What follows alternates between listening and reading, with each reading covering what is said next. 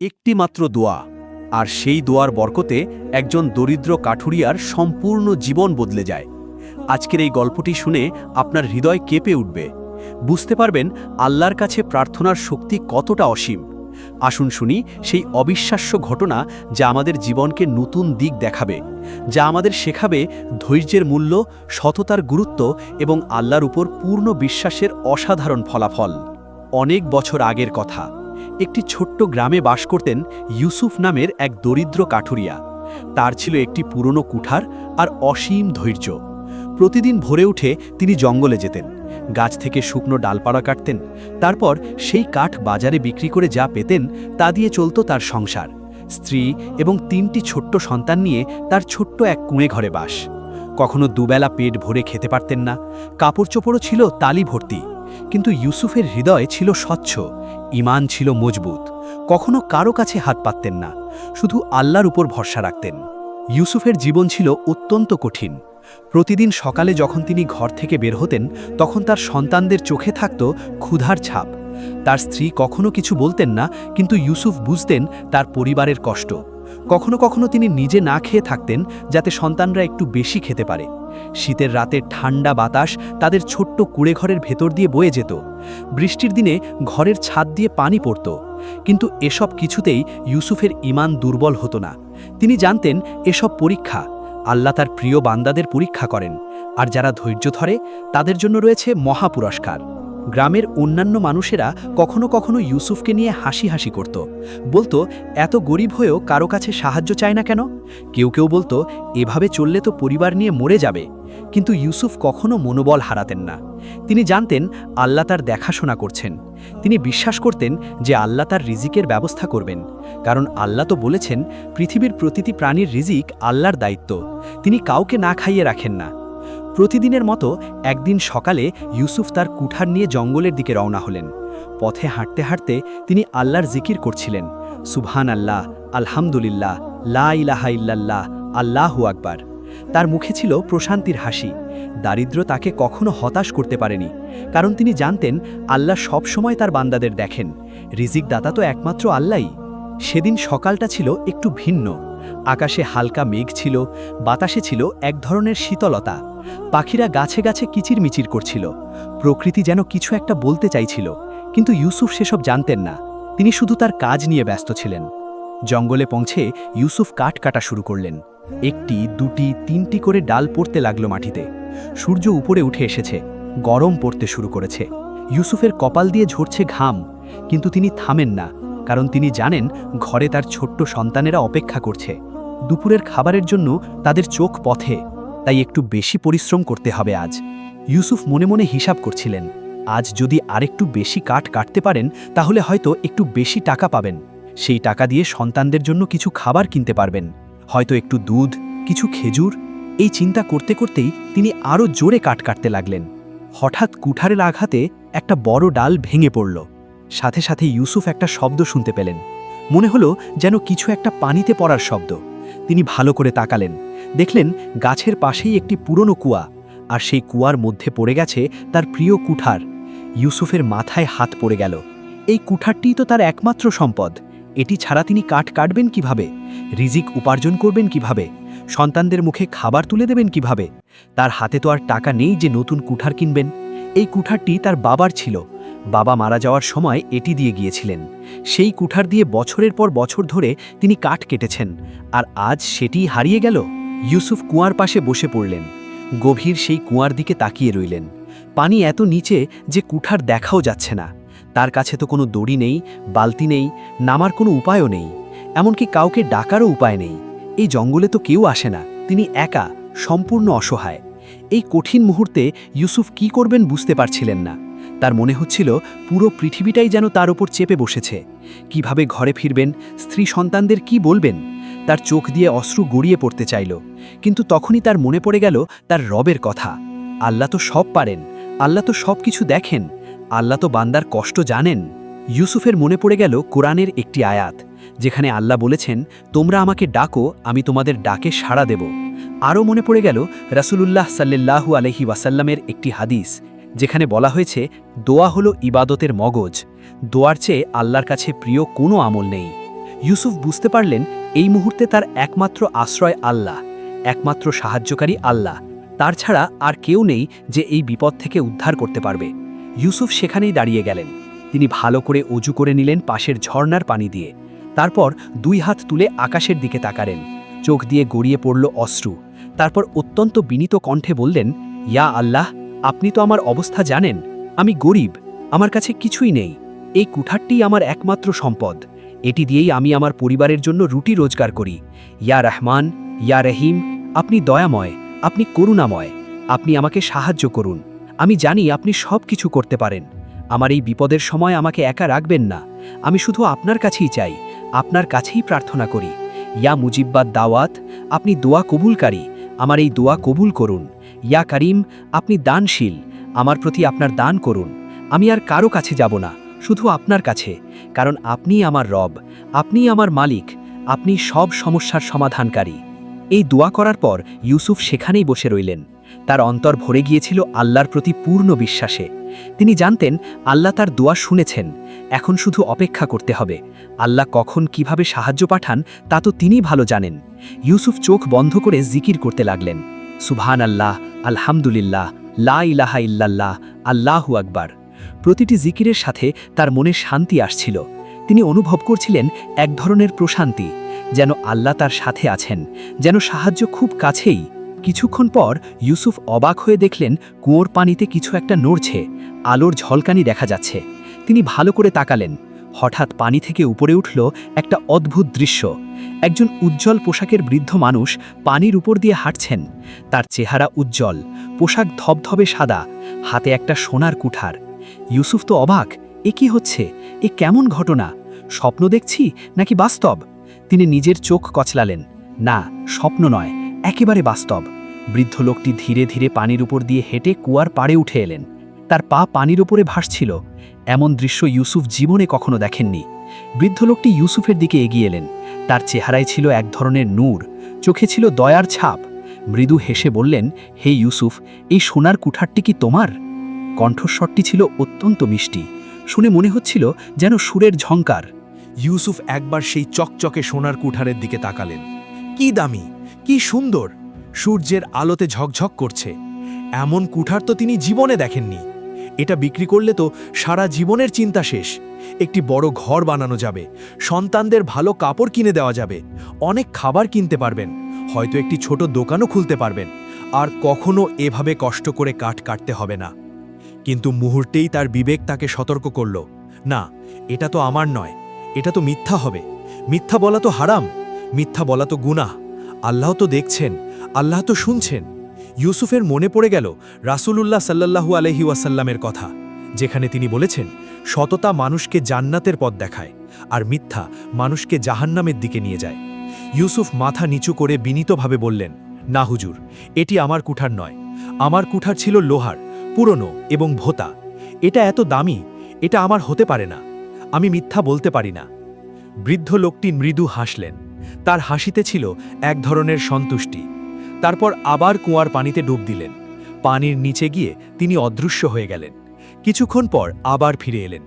এবার তার হাতে রূপার তৈরি একটি কুঠার, চকচক করছে রূপালি আলোয়। সূর্যের আলোতে এমন ঝলমল করছে যে চোখ ধাঁধিয়ে যাচ্ছে। তিনি আবার জিজ্ঞেস করলেন একই কণ্ঠে, তাহলে এই রূপার কুঠারটি কি তোমার? ইউসুফ আবার প্রলোভনের মুখে পড়লেন।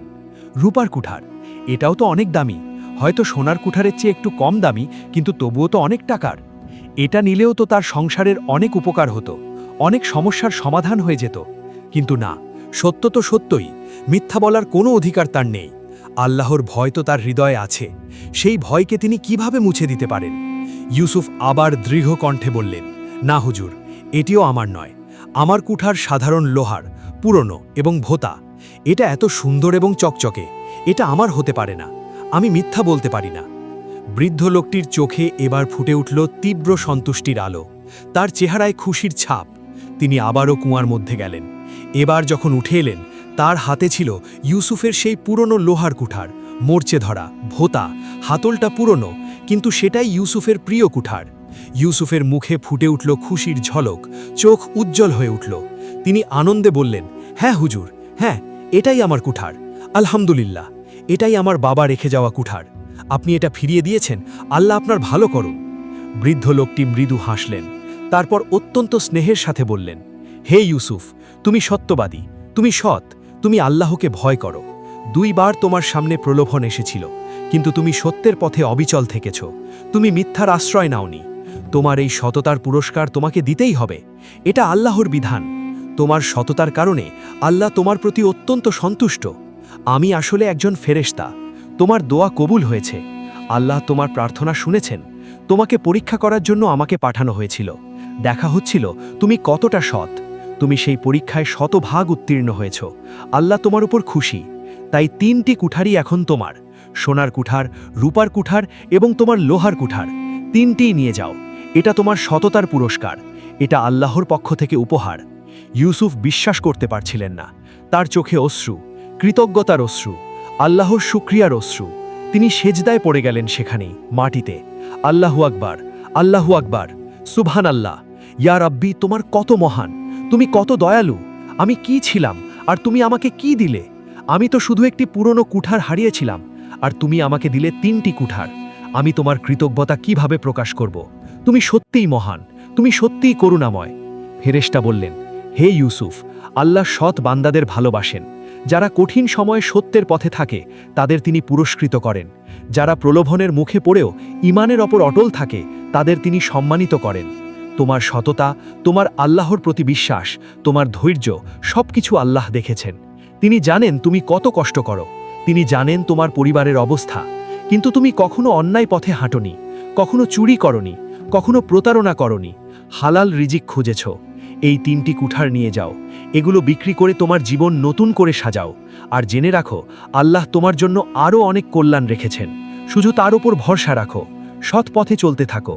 তিনি তোমাকে কখনো হতাশ করবেন না। এই বলে ফেরেশতা ধীরে ধীরে অদৃশ্য হয়ে গেলেন, যেন আলো মিলিয়ে যাচ্ছে। ইউসুফ বিস্ময়ে তাকিয়ে রইলেন। তারপর আবার সেজদায় পড়ে আল্লাহর শুকরিয়া আদায় করলেন। দীর্ঘক্ষণ সেজদায় থেকে তিনি কেঁদে ফেললেন। এতদিনের কষ্ট, এতদিনের ধৈর্য আজ সার্থক হল। আল্লাহ তার দোয়া কবুল করেছেন। আল্লাহ তাকে পুরস্কৃত করেছেন। ইউসুফ সেই 3টি কুঠার নিয়ে বাড়ি ফিরলেন। পথে হাঁটতে হাঁটতে তিনি বারবার আল্লাহর শুকরিয়া আদায় করছিলেন। আলহামদুলিল্লাহ, আলহামদুলিল্লাহ। তার মনে হচ্ছিল পা মাটিতে পড়ছে না, যেন মেঘের উপর দিয়ে হাঁটছেন। এত আনন্দ, এত খুশি তিনি জীবনে কখনো অনুভব করেননি। বাড়িতে পৌঁছে তার স্ত্রী দরজা খুললেন। ইউসুফের হাতে 3টি কুঠার দেখে অবাক হলেন। এ কি, এত দামি কুঠার কোথা থেকে পেলেন? স্বামী কি কোনো ভুল করেছেন, চুরি করেছেন? না, তা তো হতে পারে না। তার স্বামী তো সৎ মানুষ। তিনি উদ্বিগ্ন স্বরে জিজ্ঞেস করলেন, এগুলো কি, কোথা থেকে পেলেন? ইউসুফ ঘরে ঢুকলেন। সন্তানেরা দৌড়ে এসে বাবাকে জড়িয়ে ধরল। তিনি সবাইকে বসালেন। তারপর শুরু থেকে শেষ পর্যন্ত পুরো ঘটনা বললেন। কিভাবে কুঠার কুয়ায় পড়েছিল, কিভাবে তিনি দোয়া করেছিলেন, কিভাবে ফেরেশতা এসেছিলেন, কিভাবে তাকে পরীক্ষা করা হয়েছিল, আর কিভাবে আল্লাহ তাকে পুরস্কৃত করেছেন। স্ত্রী শুনে কেঁদে উঠলেন, আনন্দের কান্না। সন্তানেরাও খুশিতে আল্লাহু আকবার বলে উঠল। সবাই মিলে শুকরিয়ার নামাজ পড়লেন। আল্লাহর অসীম রহমতের জন্য কৃতজ্ঞতা প্রকাশ করলেন। পরদিন ভোরে ইউসুফ বাজারে গেলেন। সোনার কুঠারটি একজন স্বর্ণকারকে দেখালেন। স্বর্ণকার পরীক্ষা করে বললেন, এটা খাঁটি সোনা, অনেক দামি। ইউসুফ সেটা বিক্রি করলেন। পেলেন 1 থলে স্বর্ণমুদ্রা। এত টাকা ইউসুফ জীবনে দেখেননি। তারপর রূপার কুঠারটিও বিক্রি করলেন। সেই টাকাও অনেক। এই দুটো কুঠার বিক্রি করে যে পরিমাণ অর্থ পেলেন তা দিয়ে অনেক কিছু করা সম্ভব। কিন্তু ইউসুফ তাড়াহুড়ো করলেন না। তিনি ভেবেচিন্তে কাজ করার সিদ্ধান্ত নিলেন। প্রথমে তিনি গ্রামের বাইরে একটি ছোট্ট জমি কিনলেন। সেখানে একটি সুন্দর ঘর তৈরি করলেন। ছোট হলেও পরিষ্কার এবং মজবুত ঘর, যেখানে তার পরিবার আরামে থাকতে পারবে। বৃষ্টি হলে পানি পড়বে না, শীতের রাতে ঠান্ডা বাতাস ঢুকবে না। তারপর সন্তানেদের জন্য নতুন কাপড় কিনলেন। স্ত্রীর জন্যও কিছু কাপড় কিনলেন। ঘরের জন্য প্রয়োজনীয় জিনিসপত্র কিনলেন, রান্নার হাঁড়ি, বিছানার চাদর, বালিশ। তারপর অনেক খাবার কিনলেন, চাল, ডাল, তেল, লবণ, এমনকি কিছু মাছ মাংসও কিনলেন। সন্তানেরা যখন মাংস দেখল তাদের চোখ বড় বড় হয়ে গেল। কতদিন পর তারা মাংস দেখছে। ইউসুফ সেদিন তার পরিবারকে পেট ভরে খাওয়ালেন। সবার মুখে হাসি, সবার চোখে খুশি। আল্লাহর রহমত যেন তাদের ঘরে নেমে এসেছে। কিন্তু ইউসুফ থামলেন না এখানেই। তিনি জানতেন এই সম্পদ আল্লাহর দেওয়া। এটা শুধু তার নিজের জন্য নয়। আল্লাহ যখন দেন তখন তা থেকে অন্যদেরও হক আছে। গরিব, মিসকিন, ইয়েতিম, বিধবা সবার হক আছে। তাই ইউসুফ সিদ্ধান্ত নিলেন তিনি গ্রামের গরিব মানুষদের মধ্যেও কিছু বিতরণ করবেন। পরদিন বাজার থেকে খাবার কিনলেন, চাল, ডাল, তেল, লবণ। তারপর ছোট ছোট প্যাকেট বানিয়ে গ্রামের গরিব পরিবারগুলোতে পৌঁছে দিলেন। যারা সারাদিন পরিশ্রম করেও ঠিকমতো খেতে পারে না তাদের জন্য, যারা অসুস্থ তাদের ওষুধের ব্যবস্থা করলেন, যারা বস্ত্রহীন তাদের কাপড় দিলেন। গ্রামের মানুষ অবাক, ইউসুফ কি হঠাৎ ধনী হয়ে গেল? তিনি তাদের পুরো ঘটনা বললেন। মানুষ শুনে বিস্মিত হল। সবাই বলল, আল্লাহর কুদরত, আল্লাহ সত্যি সৎ মানুষদের পুরস্কৃত করেন। ইউসুফ মসজিদেও কিছু দান করলেন। মসজিদের ইমাম সাহেবের জন্য কিছু অর্থ দিলেন, যাতে তিনি তার পরিবার নিয়ে ভালো থাকতে পারেন। মসজিদের মেরামতির জন্য কিছু টাকা দিলেন। ইয়েটিমখানায় দান করলেন। এভাবে তিনি তার সম্পদের একটি বড় অংশ আল্লাহর রাস্তায় খরচ করলেন। আর অবাক ব্যাপার, যতই তিনি খরচ করছিলেন ততই যেন তার সম্পদ বাড়ছিল। এটাই আল্লাহর বিধান। যারা আল্লাহর রাস্তায় খরচ করে আল্লাহ তাদের বরকত দেন, তাদের সম্পদ কমে না বরং বাড়ে। কিছুদিন পর ইউসুফ ব্যবসা শুরু করার কথা ভাবলেন। তিনি ভাবলেন কাঠের ব্যবসা করবেন, কারণ এই ব্যবসা তিনি বোঝেন। জঙ্গল চেনেন, গাছ চেনেন, কাঠের গুণাগুণ জানেন। তাই তিনি বাকি টাকা দিয়ে একটি ছোট্ট কাঠের ব্যবসা শুরু করলেন। তিনি সৎভাবে ব্যবসা করার সিদ্ধান্ত নিলেন। কোনো প্রতারণা নয়, কোনো মিথ্যা নয়, সঠিক ওজন, সঠিক দাম, আর সবসময় আল্লাহর ওপর ভরসা। আল্লাহ তার এই নিয়তের কদর করলেন, ব্যবসায় বরকত দিলেন। ধীরে ধীরে তার ব্যবসা বাড়তে লাগল। মানুষ তার কাছ থেকে কাঠ কিনতে পছন্দ করত, কারণ তারা জানত ইউসুফ সৎ ব্যবসায়ী। তিনি কখনো ঠকান না, কখনো মিথ্যা বলেন না। এভাবে কয়েক মাসের মধ্যেই তার ব্যবসা ভালোভাবে চলতে শুরু করল। দিন যেতে লাগলো, মাস গড়াতে লাগলো। ইউসুফের অবস্থা দিন দিন ভালো হতে লাগলো। কিন্তু তিনি কখনো ভোলেননি তার অতীত, কখনো ভোলেননি সেই দরিদ্র দিনগুলো, কখনো ভোলেননি সেই কুয়ার পাশে করা দোয়া। প্রতি জুম্মাবারে তিনি সেই কুয়ার কাছে যেতেন, সেখানে বসে দোয়া করতেন, আল্লাহর শুকরিয়া আদায় করতেন। সেই জায়গাটি তার কাছে অত্যন্ত পবিত্র হয়ে গিয়েছিল, যেখানে তার জীবন বদলে গিয়েছিল, যেখানে আল্লাহ তার দোয়া কবুল করেছিলেন। 1 বছর পর গ্রামে খরা দেখা দিল। অনেক দিন বৃষ্টি হলো না। নদী নালা শুকিয়ে গেল, পুকুরের পানি কমে গেল, মানুষের কষ্ট বেড়ে গেল। পানির অভাব হলো প্রচণ্ড। মানুষ দূর থেকে পানি আনতে হতো। তখন ইউসুফ মনে করলেন সেই কুয়াটির কথা, যেখানে তার জীবন বদলে গিয়েছিল। সেই কুয়া তো এখনও আছে, সেখানে পানি আছে, কেন তিনি সেটা মানুষের কাজে লাগাবেন না? এটা তো সাদকায়ে জারিয়া হবে, মৃত্যুর পরেও এর স্বভাব পাবেন। ইউসুফ সিদ্ধান্ত নিলেন সেই কুয়াটি সংস্কার করবেন। তিনি মিস্ত্রি ডাকলেন, শ্রমিক নিয়োগ দিলেন, নিজের অর্থ খরচ করে কুয়ার চারপাশে পাথরের দেয়াল তুললেন, সিঁড়ি বানালেন, যাতে মানুষ সহজে নামতে পারে। পানি তোলার জন্য দড়ি এবং বালতির ব্যবস্থা করলেন। কুয়ার পাশে একটি ছোট্ট ছাউনি বানালেন, যাতে রোদ বৃষ্টি থেকে রক্ষা পায়। পাশে একটি ফলক লাগালেন, তাতে লেখা, এই পানি আল্লাহর দান, সবার জন্য, বিনামূল্যে। যে ব্যবহার করবে সে দোয়া করবে যেন আল্লাহ এই কুয়া দানকারীকে জান্নাত দান করেন। কুয়া সংস্কারের খবর পুরো গ্রামে ছড়িয়ে গেল। মানুষ এসে দেখল, সবাই খুশি হলো। এবার তারা সহজে পানি পাবে। ইউসুফকে সবাই দোয়া করল, আল্লাহ তার ভালো করুন, আল্লাহ তাকে জান্নাত দান করুন। ইউসুফ মৃদু হেসে বললেন, আমাকে দোয়া করার দরকার নেই, আল্লাহকে ধন্যবাদ দিন, তিনি আমাকেই তৌফিক দিয়েছেন। মানুষ যখন সেই কুয়া থেকে পানি নিত, তখন ইউসুফের জন্য দোয়া করত। প্রতিদিন শত শত মানুষ দোয়া করত, আর প্রতিটি দোয়া ইউসুফের আমল নামায় লেখা হতো। এটাই সাদকায়ে জারিয়া, যার সওয়াব মৃত্যুর পরেও চলতে থাকে। ইউসুফ এভাবেই আখেরাতের জন্য সঞ্চয় করছিলেন। দুনিয়ার সম্পদ তো এখানেই থেকে যাবে, কিন্তু নেক আমল সাথে যাবে। বছর গড়ালো, ইউসুফের সন্তানেরা বড় হতে লাগল। তিনি তাদের সবাইকে মক্তবে পাঠালেন, কোরআন শেখালেন, হাদিস শেখালেন, দ্বীনের শিক্ষা দিলেন। তিনি চাইতেন তার সন্তানেরা শুধু দুনিয়াবী শিক্ষায় শিক্ষিত না হোক, বরং দ্বীনী শিক্ষায়ও শিক্ষিত হোক। তাদের নৈতিকতা শেখালেন, সততার গুরুত্ব বোঝালেন। তিনি তাদের প্রায়ই বলতেন, দেখো বাবারা, সম্পদের চেয়ে চরিত্র বড়, টাকার চেয়ে ঈমান বড়। দুনিয়ার সব সম্পদ একদিন শেষ হবে, কিন্তু নেক আমল চিরকাল থাকবে। আল্লাহর সন্তুষ্টি সবচেয়ে বড় সম্পদ। তোমরা সব সময় সৎ থাকবে, কখনো মিথ্যা বলবে না, কখনো অন্যায় করবে না। মনে রাখবে, আমাদের এই সম্পদ কোথা থেকে এসেছে? এটা আল্লাহর দান, সততার পুরস্কার। তাই তোমরাও সৎ থাকবে, তাহলে আল্লাহ তোমাদেরও পুরস্কৃত করবেন। ইউসুফের খ্যাতি ধীরে ধীরে চারদিকে ছড়িয়ে পড়ল। তিনি একজন সৎ ব্যবসায়ী হিসেবে পরিচিত হলেন। মানুষ তাকে সম্মান করত, তার মতামতকে গুরুত্ব দিত। গ্রামে কোনো সমস্যা হলে তার কাছে পরামর্শ চাইত। কিন্তু এই সম্মানও ইউসুফকে গর্বিত করতে পারেনি। তিনি সব সময় বিনয়ী থাকতেন, নিজেকে আল্লাহর একজন দুর্বল বান্দা মনে করতেন। তিনি জানতেন সব কিছু আল্লাহর দান, তিনি ইচ্ছা করলে সব কেড়েও নিতে পারেন। তাই কৃতজ্ঞতা প্রকাশ করা, শুকরিয়া আদায় করা তার দায়িত্ব। একদিন ইউসুফের গ্রামে এক বিখ্যাত আলেম এলেন। তিনি দূরের শহর থেকে এসেছিলেন। গ্রামের মসজিদে তিনি মানুষদের দ্বীনের কথা বলছিলেন দোয়ার গুরুত্বের কথা, বলছিলেন আল্লাহর রহমতের কথা, বলছিলেন সততার মূল্যের কথা। ইউসুফ সেই মজলিসে উপস্থিত ছিলেন। আলেম যখন বললেন আল্লাহর কাছে কোনো কিছুই অসম্ভব নয়, আল্লাহ তার বান্দাদের ডাক শোনেন, তখন ইউসুফের চোখ ভিজে গেল। তার মনে পড়ে গেল সেই দিনটির কথা, যেদিন তিনি কুয়ার পাশে দাঁড়িয়ে দোয়া করেছিলেন, যেদিন তার জীবন বদলে গিয়েছিল। আলেম আরও বললেন, সততা মানুষকে জান্নাতের দিকে নিয়ে যায়।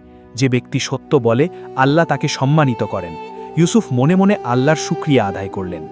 মজলিসের পর ইউসুফ আলেমের কাছে গেলেন, বিনীতভাবে সালাম দিলেন। তারপর বললেন, হুজুর, আমার একটি ঘটনা আছে, আপনার কাছে শেয়ার করতে চাই। আলেম সাহেব বললেন, অবশ্যই বলুন। ইউসুফ তখন শুরু থেকে শেষ পর্যন্ত পুরো ঘটনা বললেন। কিভাবে তিনি দরিদ্র ছিলেন, কিভাবে কুঠার হারিয়েছিলেন, কিভাবে দোয়া করেছিলেন, কিভাবে ফেরেশতা এসেছিলেন, কিভাবে তাকে পরীক্ষা করা হয়েছিল, কিভাবে তিনি সততার পথে অবিচল ছিলেন, আর কিভাবে আল্লাহ তাকে পুরস্কৃত করেছিলেন। আলেম শুনে গভীরভাবে প্রভাবিত হলেন। তার চোখেও অশ্রু এসে গেল। তিনি বললেন, সুবহান আল্লাহ, এ এক মহান ঘটনা। হে ইউসুফ, তোমার এই ঘটনা শুধু তোমার একার নয়, এটি সমস্ত মুসলিম উম্মার জন্য শিক্ষা। তুমি এটা মানুষকে বলো, যাতে তারা বুঝতে পারে দুয়ার শক্তি কতটা, যাতে তারা বুঝতে পারে সততার মূল্য কতটা, যাতে তারা আল্লাহর প্রতি বিশ্বাস রাখতে শেখে, যাতে তারা জানতে পারে যে কঠিন সময়েও যদি কেউ ধৈর্য ধরে, সৎ থাকে, আল্লাহর উপর ভরসা রাখে, তাহলে আল্লাহ অবশ্যই তার সাহায্য করেন। তোমার গল্প মানুষকে আশা দেবে, হতাশ মানুষকে সাহস দেবে, তাই এটা প্রচার করো। সেদিন থেকে ইউসুফ তার ঘটনা মানুষকে বলতে শুরু করলেন। যখনই কেউ হতাশ হতো, কেউ বিপদে পড়ত, তিনি তাদের কাছে যেতেন, তাদের সাহস দিতেন, তাদের বলতেন, দেখো ভাই, আমি কত গরিব ছিলাম, কিভাবে বিপদে পড়েছিলাম, কিন্তু আল্লাহর উপর ভরসা রেখেছিলাম, সৎ ছিলাম, দোয়া করেছিলাম, আর আল্লাহ আমাকে হতাশ করেননি। তোমরাও হতাশ হও না, আল্লাহর রহমত অসীম, কখনো নৈরাশ্য হও না, দোয়া করো আন্তরিকভাবে, সৎ থাকো, পরিশ্রম করো, আল্লাহ অবশ্যই তোমার সাহায্য করবেন। তিনি কখনো তার বান্দাদের একা রাখেন না। ইউসুফের ঘটনা শুনে অনেক মানুষ আশা পেত, অনেকে তাদের কঠিন সময়ে ধৈর্য ধরত। তারা বুঝত যে দুনিয়ার সব পরীক্ষাই আল্লাহর পক্ষ থেকে, আর প্রতিটি পরীক্ষার পরেই আছে সুসংবাদ। শুধু ধৈর্য ধরতে হবে, বিশ্বাস রাখতে হবে, সৎ পথে থাকতে হবে। ইউসুফের গল্প গ্রামের বাইরেও ছড়িয়ে পড়ল। মানুষ দূর থেকে আসত তার সাথে দেখা করতে, সেই কুয়া দেখতে, যেখানে অলৌকিক ঘটনা ঘটেছিল। ইউসুফ তার জীবনে আরও অনেক ভালো কাজ করলেন। তিনি একটি মক্তব প্রতিষ্ঠা করলেন গ্রামে, যেখানে গরিব শিশুরা বিনামূল্যে কোরআন শিখতে পারত। একজন ভালো শিক্ষক নিয়োগ দিলেন, তার বেতনের ব্যবস্থা করলেন। শিশুদের জন্য বই, খাতা, কলমের ব্যবস্থা করলেন। তিনি একটি মুসাফির খানাও তৈরি করলেন, যেখানে পথিকরা, মুসাফিররা বিনামূল্যে রাত কাটাতে পারত, খাবারের ব্যবস্থা থাকত। তিনি অসুস্থদের জন্য একটি ছোট চিকিৎসা কেন্দ্র খুললেন, যেখানে গরিব মানুষ বিনামূল্যে চিকিৎসা পেত, ওষুধ পেত। প্রতিটি কাজে তার নিয়ত ছিল শুধু আল্লাহর সন্তুষ্টি। তিনি কখনো কারো কাছে প্রশংসা চাইতেন না, কারণ তিনি জানতেন আল্লাহই সবচেয়ে বড় প্রশংসাকারী, তার সন্তুষ্টি যথেষ্ট। একবার এক ভয়াবহ দুর্ভিক্ষ দেখা দিল অঞ্চলে। অনেকদিন বৃষ্টি না হওয়ায় ফসল নষ্ট হয়ে গেল।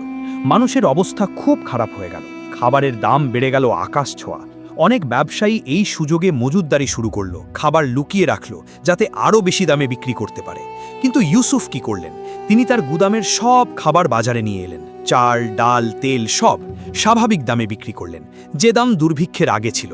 এমনকি যারা একেবারেই কিনতে পারছিল না, যাদের কাছে টাকা ছিল না, তাদের বিনামূল্যে দিলেন। মানুষ অবাক। সবাই যখন বেশি দামে বিক্রি করছেন, তখন ইউসুফ কম দামে বিক্রি করছেন, এমনকি বিনামূল্যে দিচ্ছেন। এত ক্ষতি করছেন কেন? কিন্তু ইউসুফ হাসলেন, বললেন, ক্ষতি কিসের? আমার রব তো আল্লাহ, তিনি রিজিক দেন, তিনি রিজিক দেবেন। মানুষের বিপদের সময় তাদের শোষণ করা তো হারাম, বরং সাহায্য করা ফরজ। আল্লাহ আমাকে যা দিয়েছেন তা তো তারই, আমি শুধু আমানত রাখি। এখন যখন মানুষের প্রয়োজন, তখন এই আমানত তাদের কাজে লাগাবো। আল্লাহ আমাকে আরও দেবেন, আমি বিশ্বাস করি। আল্লাহ সত্যিই ইউসুফের এই নিয়তের কদর করলেন, তার এই আন্তরিকতা দেখলেন। দুর্ভিক্ষ শেষ হবার পর আল্লাহ তাকে আগের চেয়েও বেশি সম্পদ দান করলেন। তার ব্যবসা আরও বিস্তৃত হলো, নতুন নতুন সুযোগ এলো। কিন্তু প্রতিটি বৃদ্ধির সাথে ইউসুফের দানও বাড়তে লাগলো, আল্লাহর রাস্তায় তার খরচও বাড়তে লাগলো। তিনি জানতেন সম্পদ একটি পরীক্ষা, যেমন দারিদ্র্য পরীক্ষা, তেমনি সম্পদও পরীক্ষা। এই পরীক্ষায় উত্তীর্ণ হতে হলে সঠিকভাবে খরচ করতে হয়, আল্লাহর রাস্তায় ব্যয় করতে হয়, গরিবদের সাহায্য করতে হয়। ইউসুফের স্ত্রীও ছিলেন অত্যন্ত নেককার মহিলা। তিনি গ্রামের মহিলাদের দিন শেখাতেন, তাদের নামাজ, রোজা, হজ, জাকাত সম্পর্কে শেখাতেন, পর্দার গুরুত্ব বোঝাতেন, পরিবার পরিচালনার ইসলামিক নিয়ম শেখাতেন।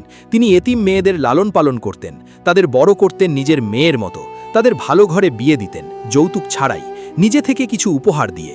ইউসুফ এবং তার স্ত্রী দুজনে মিলে একটি আদর্শ পরিবার গড়ে তুলেছিলেন, যেখানে ছিল আল্লাহর ভয়, ছিল পারস্পরিক ভালোবাসা, ছিল দ্বীনের অনুসরণ, ছিল সমাজের প্রতি দায়িত্ব। বছর পেরিয়ে গেল, ইউসুফ এখন বৃদ্ধ, তার চুল দাড়ি সাদা হয়ে গেছে, শরীরে বয়সের ছাপ পড়েছে, কিন্তু তার ঈমান আগের চেয়েও মজবুত। তিনি প্রতিদিন সেই পুরনো কুয়ার কাছে যান, যে কুয়া তিনি সংস্কার করেছিলেন। সেখানে বসে দোয়া করেন, আল্লাহর শুকরিয়া আদায় করেন। তার সন্তানেরা এখন বড় হয়ে গেছে, তারাও পিতার পথে চলছে, সৎভাবে ব্যবসা করছে, মানুষের সেবা করছে, দ্বীনের কাজ করছে। তারা বিয়ে করেছে, তাদেরও সন্তান হয়েছে। ইউসুফ এখন দাদা, তিনি তার নাতি নাতনিদেরও সেই একই গল্প শোনান, কুঠারের গল্প, দোয়ার গল্প, সততার গল্প। একদিন ইউসুফ অসুস্থ হয়ে পড়লেন। অনেক চিকিৎসা করা হলো, কিন্তু কাজ হলো না। সবাই বুঝতে পারল তার সময় ঘনিয়ে আসছে, আল্লাহ তাকে ডাকছেন। তার শেষ সময়ে পরিবারের সবাই তার কাছে জড়ো হলো, সন্তানেরা, তাদের স্ত্রী, নাতি নাতনিরা, সবাই। ইউসুফ তাদের দিকে তাকিয়ে মৃদু হাসলেন, দুর্বল কণ্ঠে বললেন, আমার প্রিয় সন্তানেরা, আমার প্রিয় নাতি নাতনিরা, আমার সময় এসে গেছে, আল্লাহ আমাকে ডাকছেন। আমি তোমাদের জন্য অনেক সম্পদ রেখে যাচ্ছি, কিন্তু সবচেয়ে বড় যে সম্পদ রেখে যাচ্ছি তা হলো ঈমান, তা হলো সততা, তা হলো আল্লাহর প্রতি বিশ্বাস।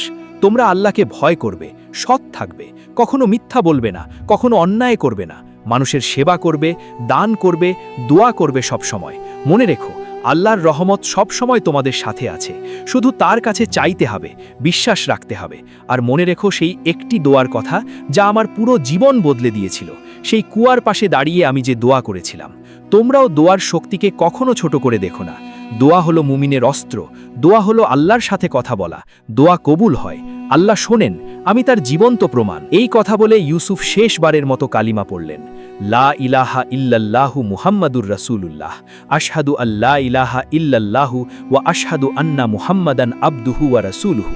তারপর তার চোখ বন্ধ হয়ে গেল, তার রূহ আল্লাহর কাছে ফিরে গেল।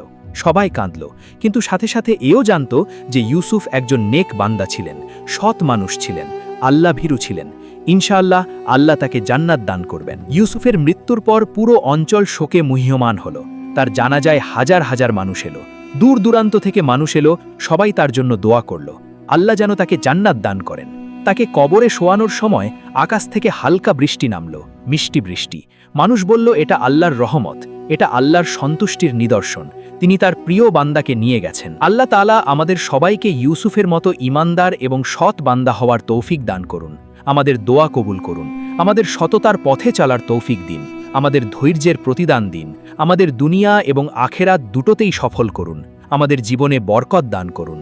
আমিন ইয়া রাব্বাল আলামিন। ভিডিওটি ভালো লাগলে অবশ্যই লাইক, কমেন্ট এবং চ্যানেলটি সাবস্ক্রাইব করবেন। আল্লাহ হাফেজ।